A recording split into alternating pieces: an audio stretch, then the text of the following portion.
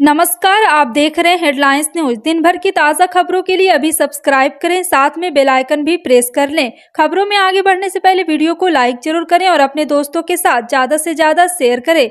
और आप किस राज्य शहर से न्यूज को देख रहे हैं कमेंट में जरूर लिखें। बता दें, केंद्रीय गृह मंत्री अमित शाह ने मंगलवार को इशारों में चीन और पाकिस्तान पर निशाना साधते हुए कहा कि भारत और बांग्लादेश के बीच आपस में जुड़ी संस्कृति और भाषा के इतिहास के साथ गहरे संबंध है और ऐसे में कोई भी ताकत दोनों के बीच अच्छे द्विपक्षीय संबंधों को कमजोर नहीं कर सकता। बंगाल के उत्तर 24 परगना जिले में अंतर्राष्ट्रीय सीमा पर स्थित एकीकृत जांच चौकी पेट्रोपोल में आयोजित कार्यक्रम में land port authority of India और बीएसएफ की विभिन्न विकास परियोजनाओं का उद्घाटन व शिलान्यास के मौके पर शाह ने कहा कि भारत और बांग्लादेश के बीच गहरे संबंध है। कोयला लेवी पीएमएलए मामले में प्रवर्तन निदेशालय ने छत्तीसगढ़ कांग्रेस के 2 विधायक और पीसीसी प्रमुख की संपत्ति कुर्क की है। ईडी ने कांग्रेस विधायक देवेंद्र यादव, चंद्रदेव प्रसाद राय और पीसीसी अध्यक्ष रामगोपाल अग्रवाल की अंचल संपत्ति, शानदार वाहन, आभूषण और 51 करोड़ रुपए से अधिक की नकदी जब्त की है। ईडी ने आईएएस अधिकारी रानू साहू, कोयला व्यापारी सूर्यकांत तिवारी के अलावा 2 अन्य व्यक्ति आरोपी सिंह और विनोद तिवारी की संपत्तियों को भी जब्त किया गया। सभी संपत्ति को धन शोधन निवारण अधिनियम की आपराधिक धाराओं के तहत जब्त किया है। भारतीय सेना ने मूल कैडर और नियुक्ति के बावजूद ब्रिगेडियर और उससे ऊपर के रैंक के अधिकारी के लिए एक समान वर्दी अपनाने का फैसला किया है। हाल ही में संपन्न सेना कमांडर के सम्मेलन के दौरान विस्तृत विचार विमर्श के बाद यह निर्णय लिया गया।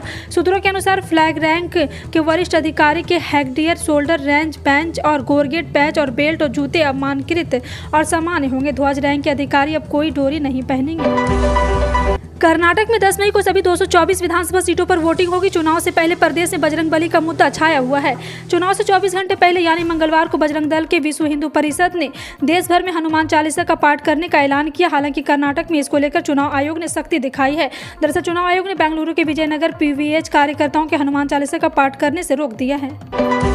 फिल्म द केरल स्टोरी पर रोक लगाने से मना करने के केरल हाईकोर्ट के आदेश के खिलाफ याचिकाकर्ताओं ने सुप्रीम कोर्ट में याचिका दायर की है। वरिष्ठ वकील कपिल सिब्बल ने शीर्ष अदालत से मामले के जल्द सुनवाई का अनुरोध किया, जिसके बाद चीफ जस्टिस डीवाई चंद्रचूड़ ने 15 मई को सुनवाई की बात कही। केरल हाईकोर्ट ने 5 मई को फिल्म द केरल स्टोरी की रिलीज पर रोक लगाने से इनकार कर दिया था।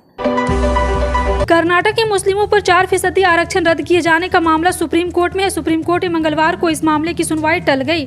अब अगली सुनवाई 25 जुलाई को होगी। फिलहाल नई नीति के आधार पर नौकरी या दाखिला ने ना देने का अंतरिम आदेश जारी रहेगा। इससे पहले 25 अप्रैल को सुनवाई 9 मई तक के लिए टाल दी गई थी। वहीं कर्नाटक की बम्बई सरकार ने अदालत को फिर से आश्वासन दिया कि सुनवाई की अगली तारीख तक कोई प्रवेश या नियुक्ति नहीं की जाएगी। असम सरकार राज्य में बहुविवाह को रोकेगी। असम के मुख्यमंत्री हेमंत बिस्वा शर्मा ने कहा है कि वो राज्य अधिनियम के तहत बहुविवाह पर प्रतिबंध लगाना चाहते हैं। असम सरकार ने यह जांच करने के लिए एक विशेष समिति बनाने का फैसला किया कि राज्य सरकार के पास क्षेत्र में बहुविवाह पर रोक लगाने का अधिकार है या नहीं। मुख्यमंत्री हेमंत बिस्वा शर्मा ने ट्वीट किया कि असम सरकार ने यह जांचने के लिए एक विशेषज्ञ समिति बनाने का फैसला किया है कि राज्य विधानमंडल राज्य में बहुविवाह पर रोक लगाने का अधिकार है। समिति भारत के संविधान अनुच्छेद 25 के साथ पढ़े जाने वाले मुस्लिम पर्सनल लॉ के अधिनियम 1937 के प्रावधान की जांच करेगी। दुनिया भर के लाखों मुसलमान हज के लिए हर साल सऊदी अरब पहुंचते हैं। इस्लाम के कुल 5 स्तंभों से हज 5वां स्तंभ है।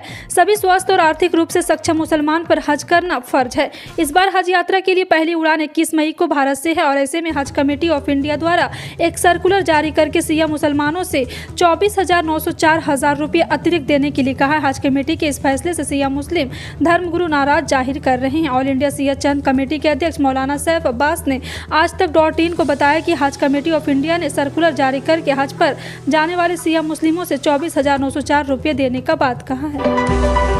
उत्तराखंड के जोशीमठ में दिसंबर और जनवरी में भू धसाव की आपदा हर किसी को याद है। दावा किया जा रहा है कि अब दरारें पड़ने से रुक गई हैं, लेकिन गांधीनगर के एक नए भवन में दरार की हल्की दरारें देखी मिली है और दरअसल इस समय पहाड़ों पर लगातार बारिश हो रही है। ऐसे में यहाँ रहने वाले लोगों का कहना है कि बारिश के चलते भवन में अचानक हर जगह हल्की फुल्की दरारें बढ़ती हुई दिखाई दे रही। हालांकि प्रशासन ने भवन को येलो जोन में रखा है क्योंकि इसके आसपास हर तरफ मकान बड़ी बड़ी दरार और रेड स्टिकर लगे हुए थे, जो अब इस मकान पर भी दिख रहे हैं। उद्धव ठाकरे के नेतृत्व वाली शिवसेना ने पीएम नरेंद्र मोदी और गृह मंत्री अमित शाह को राष्ट्रीय अपराध रिकॉर्ड ब्यूरो के आंकड़ों को लेकर अपने निशाने पर लिया है। आंकड़ों के हिसाब से पिछले 5 साल में गुजरात से करीबन 40,000 महिलाएं लापता हुई है।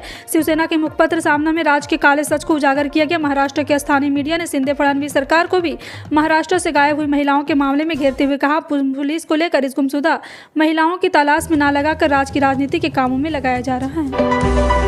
सुप्रीम कोर्ट ने मंगलवार को कहा है कि उसकी कार्रवाई की लाइव स्ट्रीमिंग अदालत को आम नागरिकों के घरों और दिलों तक ले गई है और वही सुनिश्चित करने के लिए प्रौद्योगिकी का उपयोग करने की कोशिश कर रहा है। लाइव स्ट्रीमिंग की कई सामग्री अंग्रेजी के अलावा अन्य भाषाओं में एक साथ उपलब्ध कराई जाए ताकि अधिक से अधिक लोग इसका अनुसरण कर सके। जी हाँ, आपको बता दें कि यहाँ पर प्रधान न्यायाधीश ने कहा है कि अदालती कार्रवाई की लाइव स्ट्रीमिंग जरूरी है। वास्तव में हमारी अदालत को पूरी तरह से घरों और आम नागरिकों के दिलों तक ले जाना बहुत ही आवश्यक है। ट्रेनों में सफर करने वाली मां और बच्चे का सफर अब पहले से ज्यादा आरामदायक होगा।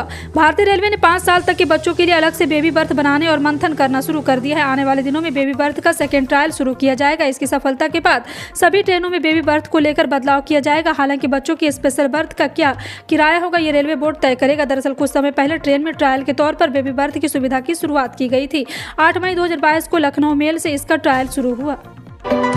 देश और दुनिया में भारतीय पुरातन चिकित्सा पद्धति से इलाज करने की केंद्र सरकार की योजना को बढ़ाने के नए आयाम मिलने लगे हैं। इसी कड़ी में अगले साल तक पूरे देश में 12,500 आयुष स्वास्थ्य एवं वेलनेस केंद्र शुरू किए जाने की, इसके अलावा दुनिया के 23 अलग अलग मुल्कों समेत 13 प्रमुख चिकित्सा संस्थानों के साथ मिलकर आयुष शैक्षणिक पीठ का गठन किया जाना है। सोमवार को हुई आयुष मंत्रालय की समीक्षा बैठक में मोदी सरकार की इस प्रमुख योजना को लेकर कई बिंदुओं पर न सिर्फ चर्चा हुई बल्कि उसके आगे बढ़ाने का पूरा खाका तैयार किया गया। ओम राउत के निर्देशन में बनी फिल्म आदि पुरुष का फैंस लंबे समय से इंतजार कर रहे हैं। मंगलवार को इस फिल्म का ट्रेलर रिलीज कर दिया गया, जिसके बाद से ही ट्विटर पर यह छाया हुआ है। और आपको बता दें कि इस फिल्म के टीजर से लोग नाराज नजर आ रहे थे, जो कि इसके ट्रेलर के रिलीज होने के बाद तारीफें कर रहे हैं। 3 मिनट के ट्रेलर को देखकर लग रहा है कि मेकर्स ने इस फिल्म के VFX पर खासा काम किया है। आदि पुरुष के ट्रेलर पर प्रभास, कृति सेनन और बाकी स्टार कास्ट को तो बखूबी निभाया गया है। चेन्नई सुपर किंग्स के कप्तान MS धोनी का भविष्य अगस्त 2020 में अंतर्राष्ट्रीय क्रिकेट से संन्यास लेने के बाद से ही गहन चर्चा का विषय रहा है। और आपको बता दें कि इसको लेकर के कई लोगों का मानना है कि IPL 2023 धोनी का आखिरी IPL हो सकता है। इस सीजन जहां धोनी खेलने जाते हैं वहां सभी धोनीमय हो जाते हैं। इसका मुख्य कारण है कि सभी अपने माही को आखिरी बार खेलते देखना चाहते हैं। हालांकि इस बीच माही के दोस्त और साथी क्रिकेटर रहे सुरेश नैरा ने उनके रिटायरमेंट पर बड़ा खुलासा किया है।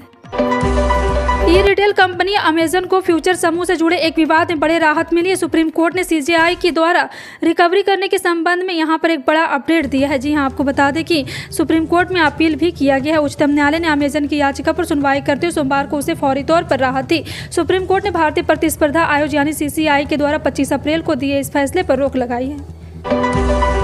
यूपी नगर निकाय चुनाव के दूसरे चरण के लिए चुनाव प्रचार का आखिरी दिन हो गया। ऐसे में डिप्टी CM केशव प्रसाद मौर्य ने सपा बसपा पर जोरदार हमला बोला। इसके साथ ही उन्होंने कहा है कि फिल्म द केरला स्टोरी को टैक्स फ्री किए जाने पर बात भी की है। उन्होंने कहा कि कोई भी चुनाव हो, भारतीय जनता पार्टी पूरी ताकत के साथ चुनाव लड़ती है। निकाय चुनाव 2024 लोकसभा चुनाव की शुरुआत है।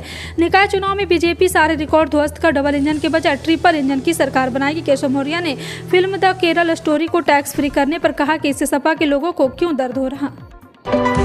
यौन शोषण के आरोपों से घिरे भारतीय कुश्ती संघ के अध्यक्ष और BJP सांसद बृजभूषण सिंह के खिलाफ सुप्रीम कोर्ट के आदेश पर रिपोर्ट दर्ज होने के बाद ही पहलवानों ने धरना खत्म नहीं किया। वो अब बृजभूषण सिंह की गिरफ्तारी पर अड़ गए हैं। वहीं सुप्रीम कोर्ट ने पहलवानों की याचिका भी ठुकरा दी है। इस बीच किसान नेता राकेश टिकैत और खाप पंचायत पहलवानों के समर्थन में चेतावनी देने लगे। इसकी प्रतिक्रिया में क्षत्रिय युवा वाहिनी ने मोर्चा खोल दिया। उसने कहा पहलवानों पर राजनीति हो रही है। राज्य के मुख्यमंत्री नीतीश कुमार अपने घर में ही घिरते जा रहे हैं। अपने करीबी प्रशासनिक पदाधिकारी सुझाव के बाद जिस निर्णय को कानून के रूप में देते हुए आरोक्ष रूप से जिस राजनीति को अंजाम देना चाहते हैं, उस पर लगातार कोर्ट की फटकार लग रही। जातीय जनगणना के बाद नाम जनगणना का लक्ष्य सीधे बिहार सरकार को फटकार लगे और अभी कुछ ही दिन हुए थे कि अब सुप्रीम कोर्ट ने आनंद मोहन समेत 26 लोगों को मिले परिहार मामले में सोमवार को फटकार लगाई है। 9 मई को रूस की राजधानी मॉस्को में विक्ट्री डे परेड का आयोजन हुआ। रेड स्क्वायर पर आयोजित इस परेड में राष्ट्रपति व्लादिमीर पुतिन ने पश्चिमी देशों पर जमकर हमला बोला। पुतिन ने कहा कि दुनिया इस समय एक टर्निंग पॉइंट से गुजर रही है। उन्होंने पश्चिमी देश पर आरोप लगाया कि उन्होंने रूस के खिलाफ एक जंग छोड़ रखी है। पुतिन का यह भाषण यूक्रेन के राष्ट्रपति व्लादिमीर जेलेंस्की के भाषण के बाद आया। जेलेंस्की ने कसम खाई है कि जिस तरह से नाजीवाद का अंत हुआ उसी तरह से रूस को भी खत्म किया जाएगा। भारत में सक्रिय और नए मामलों में लगातार गिरावट दर्ज की जा रही। केंद्रीय स्वास्थ्य मंत्रालय के आंकड़ों के अनुसार मंगलवार को बीते 24 घंटे में 1331 नए मामले सामने आए, जबकि हर आंकड़ा सोमवार को 1839 था। वहीं सक्रिय मामलों की संख्या 25,000 से घटकर 22,000 हो गई है। महामारी से ठीक होने वाले की संख्या में इजाफा हुआ है 4 लाख। यहाँ पे एक बार फिर से आपको बता दें कि यह आंकड़ा लगातार बढ़ता ही जा रहा है। कोरोना महामारी में जंग जीत ली है। देश में ज्यादातर किसानों की आर्थिक स्थिति बेहतर नहीं है। बहुत से ऐसे किसान हैं जिन्हें फसल का नुकसान झेलना पड़ता है। ऐसे में केंद्र सरकार किसानों की आर्थिक मदद के लिए कई योजनाएं चलाती है। इसी तरह की एक योजना का नाम प्रधानमंत्री किसान सम्मान निधि योजना है। इस योजना के तहत हर साल किसानों को 6,000 रुपये मुहैया कराए जाते हैं। अब 14वीं किस्त का लोगों को इंतजार है। पीएम किसान सम्मान निधि योजना के तहत किसानों को सालाना 6,000 रुपया मुहैया कराने वाले हैं। जी हाँ, आपको बता दें कि अगर आप भी पीएम किसान योजना का लाभ गलत डॉक्यूमेंट्री के आधार पर ले रहे हैं तो ऐसी स्थिति में आपको सावधान रहने की जरूरत है। भारतीय सराफा बाजार में 9 मई 2023 को सोने की कीमत में उछाल आया तो वहीं चांदी की रेट में मामूली गिरावट दर्ज की गई। सोने की कीमत 61,000 रुपये प्रति 10 ग्राम पर, वहीं चांदी का भाव 76,000 रुपये प्रति किलो से अधिक है। राष्ट्रीय स्तर पर 999 शुद्धता वाले 24 कैरेट के 10 ग्राम सोने की 61,370 रुपये, जबकि 999 वाले शुद्धता चांदी 76,225 रुपये पर है। इन सभी खबरों पर क्या कहना है कमेंट सेक्शन में टाइप करके जरूर बताएं। इसी तरह की पल पल की अपडेट जानने के लिए जुड़े रहें आप अपने हेडलाइंस न्यूज के साथ। मिलते हैं अगली बड़ी खबर में, तब तक के लिए जय हिंद।